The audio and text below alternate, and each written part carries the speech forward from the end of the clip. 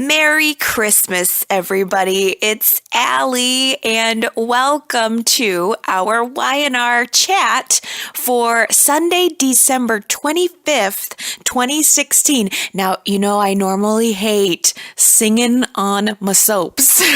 I don't like it when anyone breaks out in a song for any reason whatsoever. It's one of my pet peeves. But I will say I loved that this week we had a cameo by Ms. Eileen Quinn. She was the Annie, the original Annie from the 1984 movie that I just love. I mean, I have a soft spot in my heart for that film. If you have never seen the 1980, actually I think it was 82. I looked it up. That movie version of Annie with, oh my gosh, Eileen Quinn. It has Tim Curry in it, Bernadette Peters, Anne Rankin, Carol Burnett. If you have some spare time this holiday season, you should watch or go back and watch the original Annie. But the woman who was singing at the concert in the park was the original Annie. And I mean, I didn't notice the real housewife that we had on the show last week who made a cameo. Had no idea who she was. I couldn't pick her out of a lineup. I couldn't tell you her name right now. I know nothing about the housewives, but darn it, I recognized Eileen Quinn. Oh, I thought the Friday episode was a beautiful episode, of course, with the concert in the park and everyone gathered round, yes, singing a Christmas carol. Oh, Christmas tree, I'll deal with it. But I loved the way it was shot in Chancellor Park. I loved seeing the snow falling on the ground and on the people, and I just thought it was a beautiful little scene. I always appreciate touches like that. It can't be easy to make fake snow, but they did, and it looked gorgeous. And in general, I will say I thought that the Christmas decor throughout all of the homes and businesses in Genoa City this week was very, very lovely. It was nice. It felt Christmassy in Genoa City. We had the Newman family living room, which was definitely decked to the halls. That tree had more ornaments crammed on it than I think I've ever seen crammed on a tree, but it was beautifully crammed.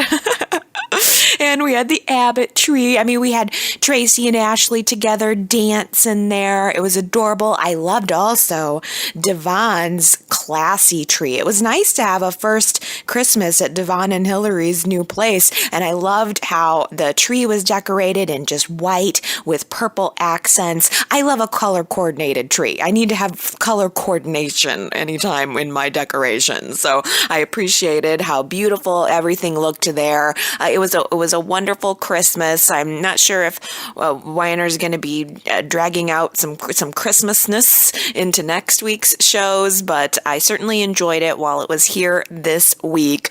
Everyone pretty much got what they wanted for Christmas, including Faith. And Lord knows we have not been spending enough time lately considering what Faith wants. This kid gets on my nerves. It's got nothing to do with the actress, please understand. This kid is a little too precocious for my taste. Fun fact, Faith wants a divorce from Nick and Sharon. I think that's a fabulous idea.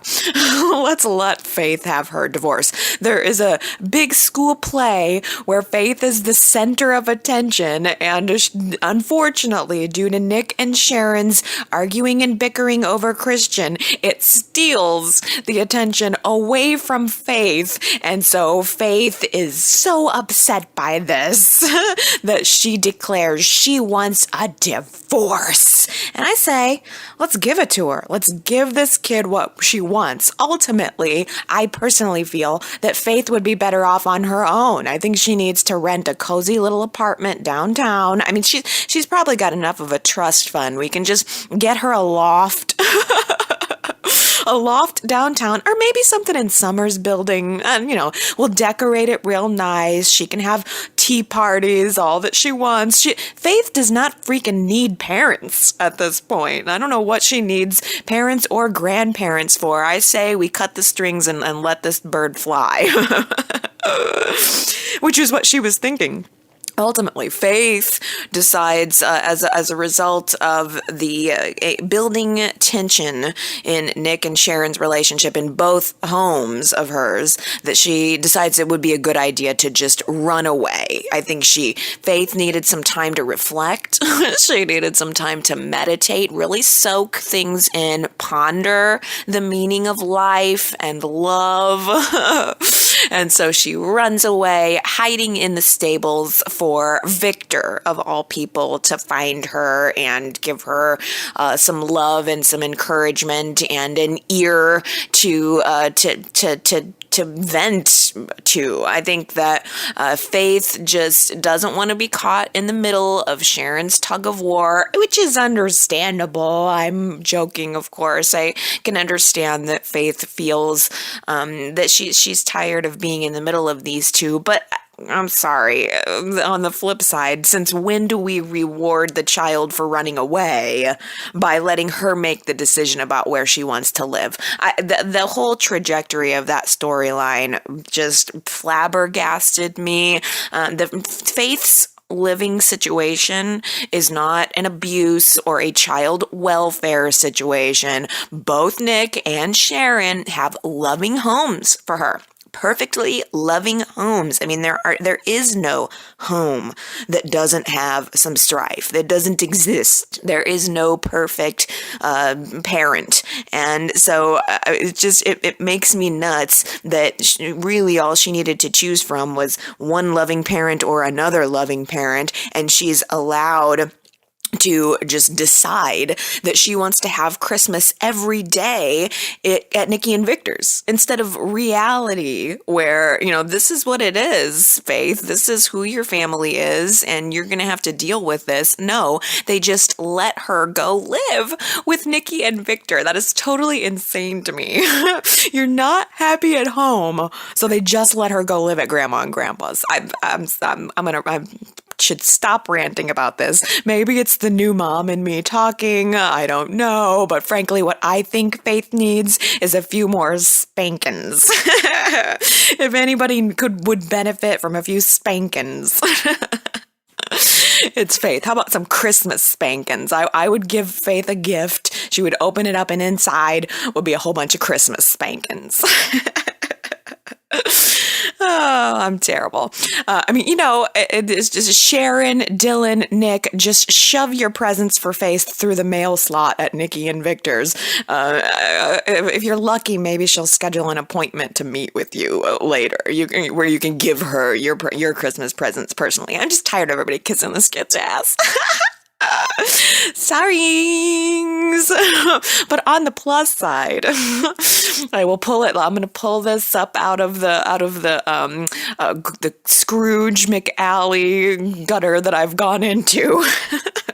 On the plus side, this is the Victor that I want to see. This is the Victor that I have been asking for so long. We've seen nothing but the business-minded, ruthless Victor, the villain of the show for not just months, but for years at this point. And I've been personally saying, and I know that quite a few of you have also been saying, that we wanted to see a different side of Victor. And this week, we got it. He went into those stables. He was the one who found Faith. He was the one who reasoned with her. We had this wonderful scene of him sitting by the Christmas tree, by the fire, reading his book to the children, which I think he's done before. I want to say we've seen Victor reading to the kids on another occasion. But we also had the star on top of the tree moment, complete with flashback, where we were seeing Victor hoisting a young Nicholas up to the top of the Christmas tree to place the star, and then we had a of passing on of that tradition, and we saw Nick doing the same with Faith. It just feels like a different version of Victor, and I'm sure that that's a function of the new writing. I did take a peek this week and try to be mindful of the credits as I was watching.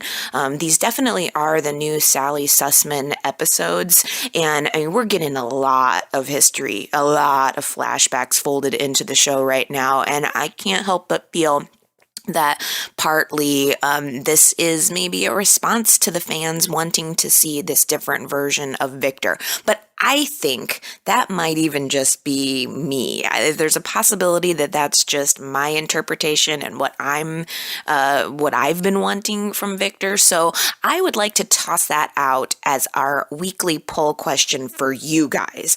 What do you think about this kinder, gentler version of Victor Newman? Are you liking it? Is this what you want to see? Because it is a marked difference. I mean, we heard a lot of him talking last week about retirement, and then this week we're seeing him really connecting in with the kids. So is this a version of Victor that you like to see, or are you kind of wanting the Black Knight to come back? Are you waiting for the Black Knight return?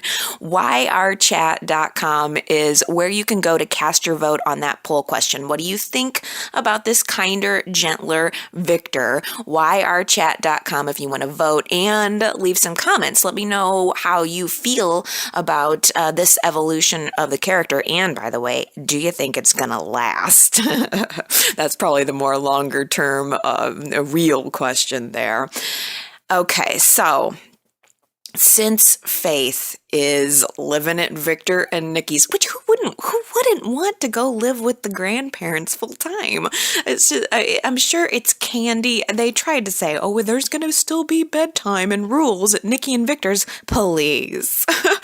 Please. Faith is probably just having a good old blast there with Grandma and Grandpa, while Sharon and Dylan are at home. They're alone. They are not only devastated that Faith would rather be with Grandma and Grandpa than with Mommy. I can't imagine what that must make Sharon feel like. But Sharon and Dylan are also together mourning the loss of Sully. This is their first Christmas without him, and they are just missing him. They are really trying to get a handle on their relationship now that Sully's not in it. They're trying to get a handle on what their life looks like now that he's not in it. And there was a wonderful moment at the very end of Friday's show where Nick brings Christian to see Sharon and Dylan. They've been sitting there looking at photos of him, going through ornaments, thinking about presents that they probably bought for Sully that now aren't going to be used. I mean, it's a miserable Christmas for both Sharon and Dylan, and Nick comes in with a bit of Christmas mercy, and he brings the baby to see them, and there's tears and happiness, but he will also be quick to remind them next week that this was a one-time deal. Sharon and Dylan are not exactly welcome in Christian's life. This was just Nick wanting to extend a little bit of holiday mercy to them.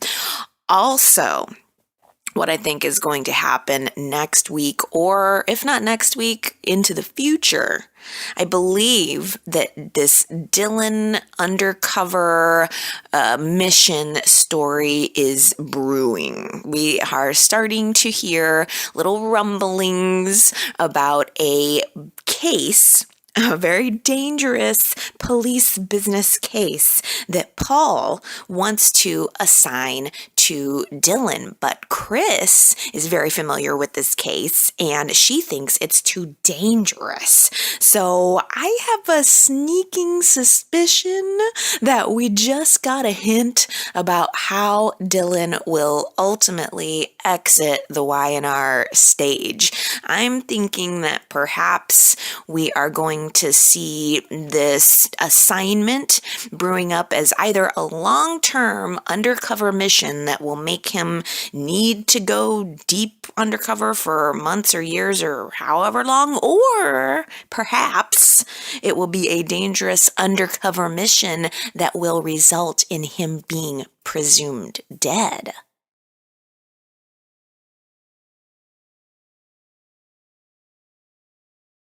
There is just so much wonderful Y&R history being folded into the show right now. I loved seeing Paul and Chris together arguing about that assignment for Dylan, and that Chris brought up the fact that Paul's dad was the chief of police in Genoa City, and that there was an undercover mission that Paul had to do, or that Paul or Carl had to go on, that was very dangerous. I can't remember the exact storyline details, but I just thought it was really nice that Y&R took a moment to acknowledge that and to connect a past storyline to a very, very relevant current storyline. I don't know if they did that on purpose, but it really has worked perfectly. I do remember Carl Williams. Do you guys remember Carl Williams? It was sort of toward the tail end, I suppose, of Carl's run on the show when I started watching, but I most certainly do remember him. And I most certainly do remember Mary Williams. Lauren and Paul had a scene this week, which Lauren looked fabulous in, by the way. I don't know what that white thing was that she was wearing, but it was incredible. As soon as she went to go get a cup of coffee from across the room at Paul's desk, I was thinking, oh girl, please don't drip any of that coffee on that gorgeous white suit dress that you're wearing there. Knowing me, that's exactly what I'd do. But I thought it was nice to see them together talking about the fact that they were once married, but also bringing up old Mary and her sauerkraut and spare ribs. They let that joke went on for years. The sauerkraut and spare ribs thing went on, I think, to the day Paul's mom died. That was all. She was always trying to shove that sauerkraut and spare ribs down his throat, which it sounds awful to me. I know sauerkraut's okay on certain things, but I don't know about if I want it with spare ribs. But it was fun to have that little bit of history folded in there, and I do like that we're seeing more Lauren. It's been a lot of Lauren these last couple weeks, and it's nice. I personally am very happy that the situation at Fenmore's has become so dire, because it's given Lauren something to do, something to be, to strive for. It's given her more scenes with Michael, more scenes with Jill. It's been fantastic. There was a bit of a Christmas miracle for sales, where she has been worried the entire week and the past week that business is bad, but where we last left off, there was some kind of happiness, unless she was faking it, but I don't think so. I think there was some sort of boost in sales at one of her warehouses or something, so things ended up kind of working out for her a little bit, but I don't think that's the end of it. I'm hoping, anyway, that that's not the end of it, because I want to see this takeover attempt happen. Not that I want any harm to come to Lauren whatsoever, but I want to see Phyllis and Lauren fighting together against Jack in a hostile takeover. That seems fascinating to me. I think that's going to be a really good storyline for 2017. It brings in more business storylines, which I love seeing. It brings up more history of the show. It leaves Lauren in the forefront, and I like that it pits Jack and Phyllis against each other. This week, Phyllis walks away.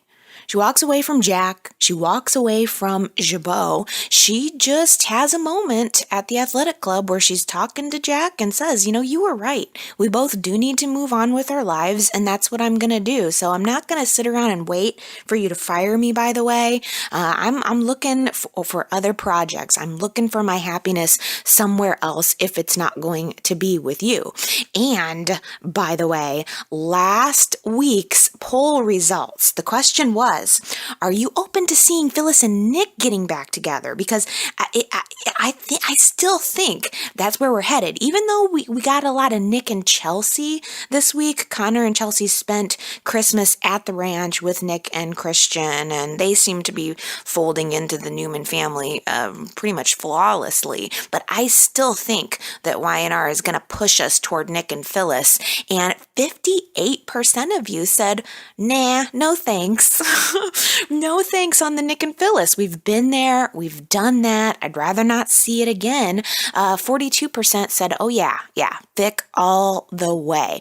I voted yes. I'm into it. I think Phyllis and Nick would make a good couple. But I get where everybody's coming from, that we've kind of been there when it comes to Phyllis and Nick. But we haven't been there with this actress. I mean, the Michelle Stafford, Josh Romero chemistry, thick amazingness that was back in the day.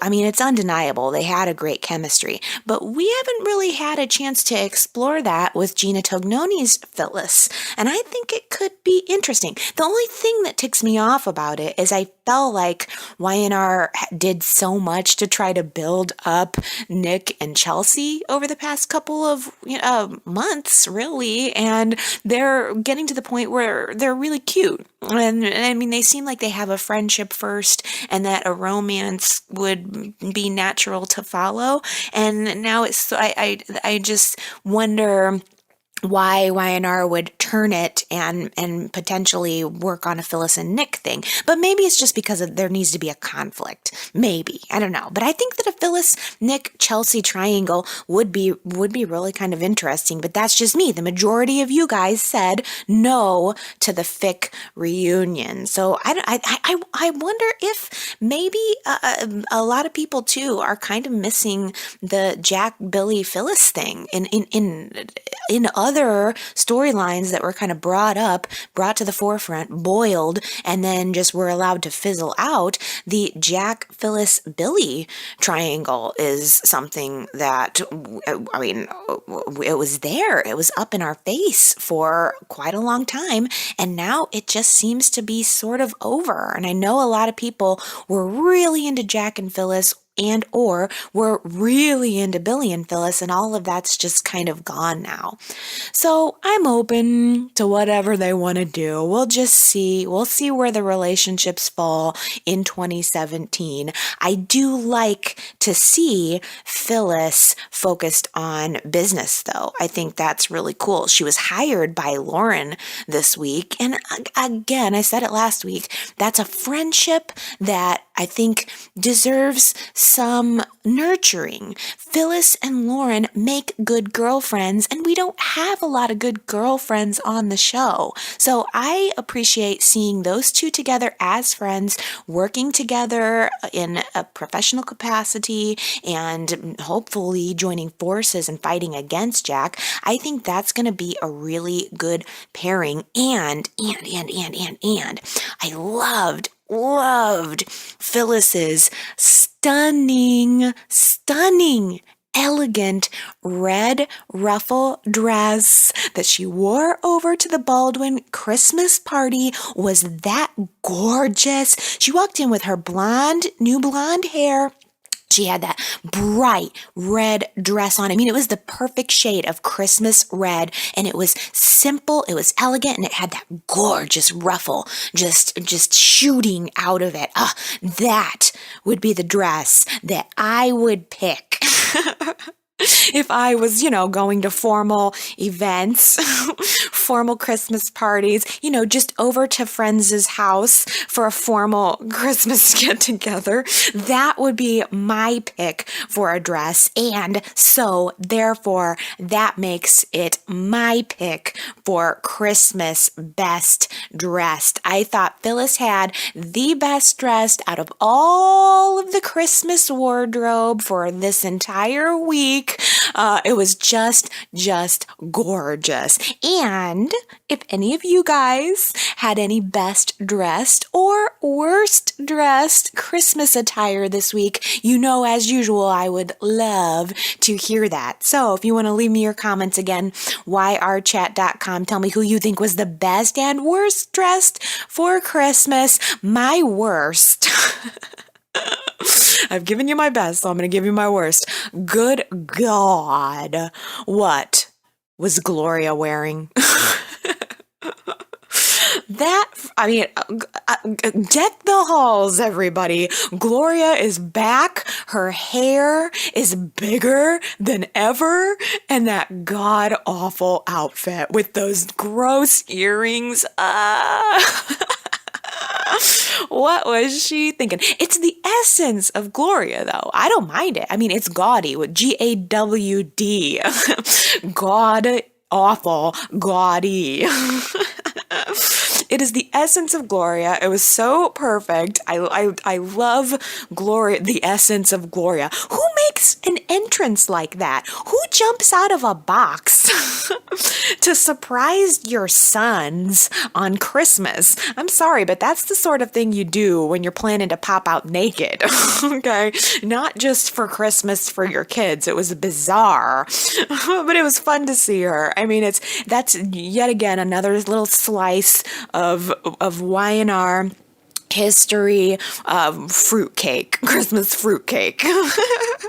Gloria is our slice of Y&R Christmas fruitcake.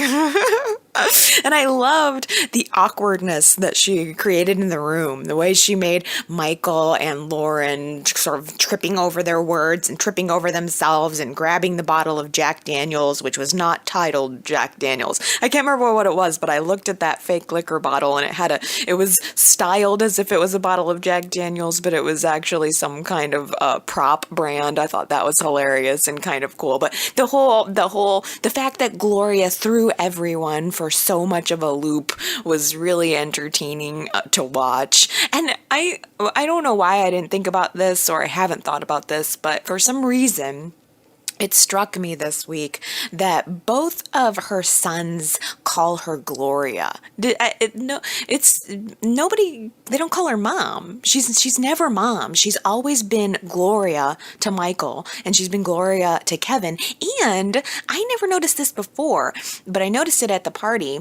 Chloe calls Esther Esther. I thought I've heard Chloe call her mom in the past, maybe, but I noticed that at the party this week that she calls her Esther. I don't know, maybe it's just me, but I mean, you call your mom. I would never call my mom by her first name. I would probably, I'm, how old am I? I'm 36. I'd get a spanking if I called my mom by her first name. Oh boy, it was so good. I mean, Gloria, I guess I can't blame them because Gloria is so disconnected from her son's lives. She thought that Kevin had a kid that she didn't know about. Okay, she saw Kevin and Chloe coming in with little Bella, and Gloria assumed that it was Kevin's kid. How close are you with your son if you think that you didn't know he had a kid? And not only that, but Bella's a couple years old, right? So did you really think that your own son had a child and you didn't know about it? She is just... Gloria is not the motherly type of mother. Do you remember she was played by Joan Van Ark at the very beginning? I'm in Y&R history mode now in my mind. I'm thinking of when Gloria was originally on the show. And I was also thinking this week, by the way, about Jeffrey, because when Gloria popped out of the box and started explaining where she's been and why she is so disconnected from her son's lives, she said that she was off with Jeffrey and she was basically leaving him because he gambled away a bunch of their money or something. I wonder what the status is on Ted Shackelford, because he was ill, I believe. When he was last on Y&R, I think he was diagnosed with cancer. And so he had dropped to recurring status and we really stopped seeing him. But I like him. I like the actor, and we haven't seen him in a while, and I wonder how he's doing. I know he is still with us. He is still living, because I did Google him while I was watching the episode, and he's still kicking. I would love to see him again. I mean, he's Chelsea's father, right? So it would be good to see him on the show again. Oh, anyway. It was really good. One thing, the thing though about Gloria is, even though she causes all of this drama and she has all of these misfires, one thing that she did hone in on that was pretty perceptive was Chloe. Gloria had Chloe's number to the T. She called Chloe out about Adam. And she called Chloe out about Bella. I really, really liked that Gloria shined just even a little bit of a pin light on Chloe's lies, because Gloria came off as being an overbearing mother who was butting up in Kevin's life when she really had no business. But at the same time, she is right. Chloe is hiding something. Chloe is lying. She's got more than one lie, and it needs to come out. I mean, the truth about that needs to come out. So I don't think that Gloria ended up doing anything that's going to lead to the truth coming out, but I am looking forward to that in 2017. I think all of that is definitely brewing as well. And another Y&R history note. I really loved that Chloe, in her retaliation against Gloria, brought up the face cream debacle. Do you guys remember that? Gloria, I'm completely pulling this from memory, but I do vaguely remember that. I don't know if it was to get back at Jack or Jabot, Glow by Jabot or something, but I do remember that Gloria put acid or some kind of toxic chemical into a face cream that Jabot sold, and a woman, a consumer, used the face cream and got badly burned. I don't even know what in the heck she could have been thinking. I don't know, in her mind, I'm trying to remember if she was wanting to just cause problems for the company, cause a scandal for Jack, but she was totally disregarding the fact that an innocent woman got hurt in all of that. And I really liked that Chloe was able to bring that up and give us a little taste of Glow history. If only we could have also had a side dish of flashback scene to go along with it.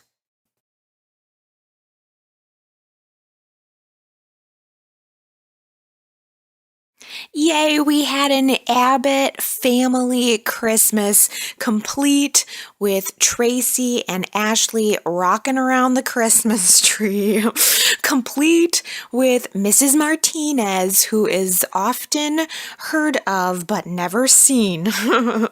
She was on the show last week too. I don't remember ever seeing the actress before, but I'm certain that she has been on before. But it's kind of nice. It's kind of nice that Y&R is showing us the face behind all of those Abbott family meals. Miss Martinez is always in the kitchen whipping up something, so it's good to finally see her. It was good to see Ashley and Tracy and Billy bonding together in the Abbott home, talking about John and all of the Christmases past. They were having a lot of fun. They were exchanging gifts. Billy was eating fudge and making Mrs. Martinez cry with happiness and joy. And everything was so bonded and just so relaxed and had such a wonderful family atmosphere until Jack walked through the door. Jack should be bonding the family. He should be the uniting force of the Abbotts. That's what John Abbott would want. And instead, he is like the tyrant in a way. I don't understand who made Jack king of the family, banishing Billy from the kingdom, acting like he doesn't have a right to be in his own family home. And I will admit that I was a little bit surprised that we didn't get a Christmas miracle there, because Y&R is clearly closing the door on Phyllis and Jack, which maybe is not a completely bad idea. I remember thinking when we were in the midst of the Phyllis, Billy, Jack triangle, how can we move forward? How can we move backward? I can't see Phyllis and Jack really patching things up after such a deep betrayal, yet I couldn't see Phyllis moving forward with Billy either. So in a way, I'm not surprised that Y&R would take this in a completely different direction. And personally, I think it's going to be Phyllis toward Nick. But I am kind of surprised that that we're not having a sense of resolution between Jack and Billy. I was sort of expecting that the Friday show, at least, or that the arc of the Christmas shows would have Jack ultimately forgiving Billy and welcoming him back into the home. I don't entirely understand since there seems to be an air of forgiveness and understanding between Phyllis and Jack all of a sudden, why doesn't that extend to Billy and Jack's relationship? Why is Phyllis so much more forgivable than Billy? Is Billy's transgression bigger than Phyllis's? Maybe, I don't know. Is it worse to cheat with your brother's wife than it is to cheat with your husband's brother? I don't know the answer to that, but I don't really understand why Jack seems to be softening when it comes to Phyllis, but not with Billy. Maybe it's just more fun and soapy to have brothers who are enemies instead of friends?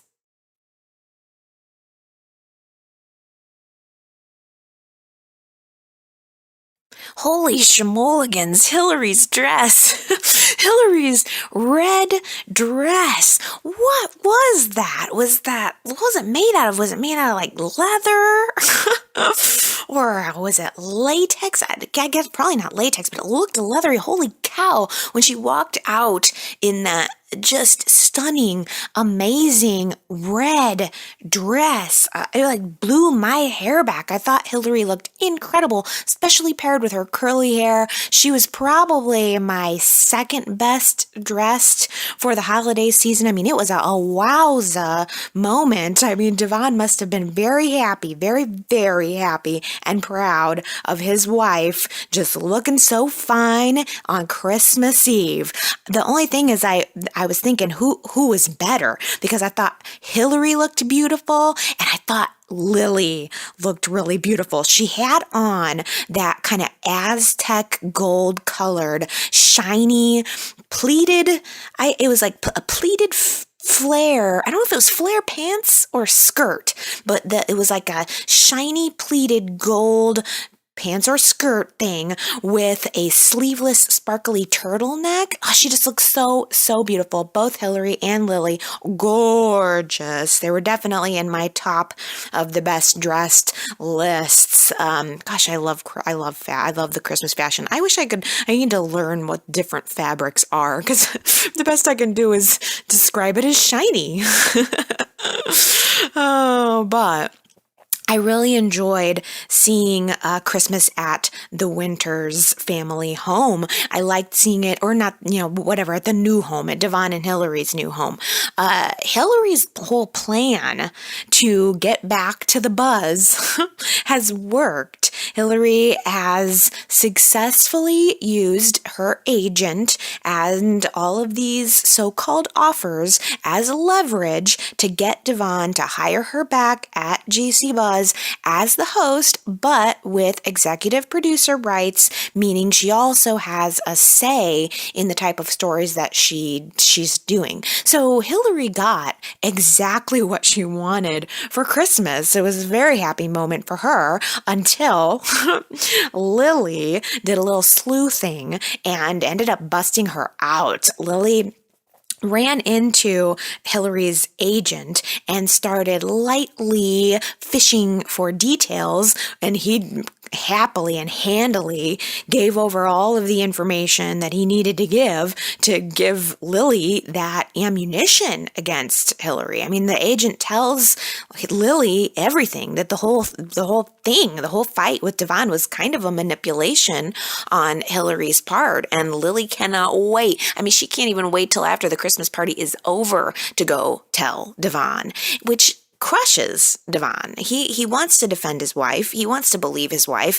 He has just come to a point where he believes that everything's fine. He offers her the job. They're happy in their new home. Everything seems to be back on track and going well for Devon and Hilary until Lily throws in this wrench. And Devon really can't ignore it. As soon as the family leaves, Devon has to have a moment with her to confront her and ask her why she did that. Why did she need to manipulate? In fact, I liked the line where he said to her, "Why didn't you just come to me like an adult? Why didn't we just talk this through instead of you needing to manipulate?" And Hilary's argument in response was, "I have no control over any of our lives. I can't come to you like an adult. You're the one who makes the rules. We're living by your rules. You have control over our finances. You have control over our business, and you have control over our living arrangements. It's the Devon show because you have the money, you have the control, and I have no say." And ultimately, even though Hilary is no snow angel, she's not without a valid argument. I mean, I just can't help drawing the parallel between Hilary and Drusilla. And here again is more YNR history being folded, maybe just bringing, maybe all of the history that's being folded into the show is just being rocketed into the forefront of my mind. But to me, I can't help remembering the situation that Neil was in with Drusilla. Devon is like Neil. Hilary is like Drusilla because Hilary is going to be a force to be reckoned with, whether you like it or not. So Devon, you almost have to get on board or get run over. Those are your two choices. And if I were him, I would probably just get on board. I mean, let Hilary be Hilary, and every once in a while, maybe stand back and tisk, tisk, tisk your fingers. But she's going to do what she's going to do. And I'm not going to lie. Even though I loved seeing Mariah host GC Buzz last week, and I wouldn't mind continuing to see that. And I like the tug of war that's going on between them. I still think it's going to be fun to see Hilary tear back into that office next week and tell Mariah to get the hell out of her chair.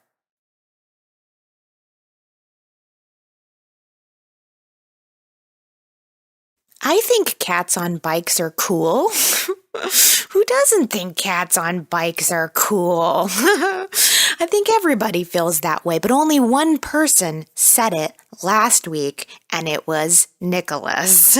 Last week, Nick was trying to comfort Chelsea about the debacle that was the GC Buzz fashion show, fashion reveal of her new line, and Chelsea was a little bit upset by the fact that she kind of became just an internet joke or an internet meme, or her big launch had turned into an internet sensation. And in order to comfort, I think she said something like, maybe, here I am relegated to a meme, just like cats on bikes. And Nick was trying to comfort her by letting her know that he felt that cats on bikes were cool. So it's all good. A few people did catch that line. I thought it was cute. And so I'm glad that other people noticed it too. Congratulations, Tanya and Jillian and Patricia, Sandra, Consuela, Henry, Julie, and Justin for guessing that one correctly. And here's the new one for this week. It's Christmas themed. So we'll see if you caught it. Who said this? How did you get on Santa's naughty list? You can go to yrchat.com if you think you know who said that. How did you get on Santa's naughty list? Again, yrchat.com. Go to the website. You'll see right where you can enter your guess for this week's Who Said It. And if you get it right, I will give you your Merry Christmas props on next week's YNR Chat.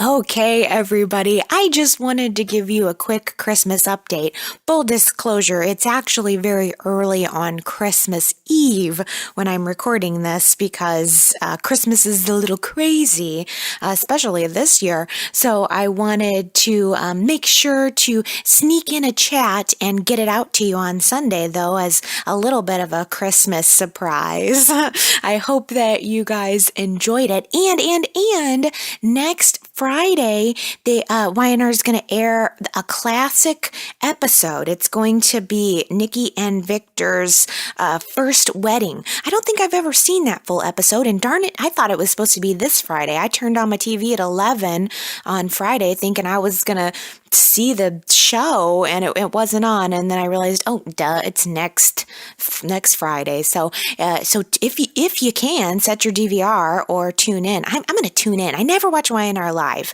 so right now, since I'm technically on maternity leave, I'm taking advantage, and I'm going to flip on the TV at 11 on Friday, 11 Central, or you'll know where I am.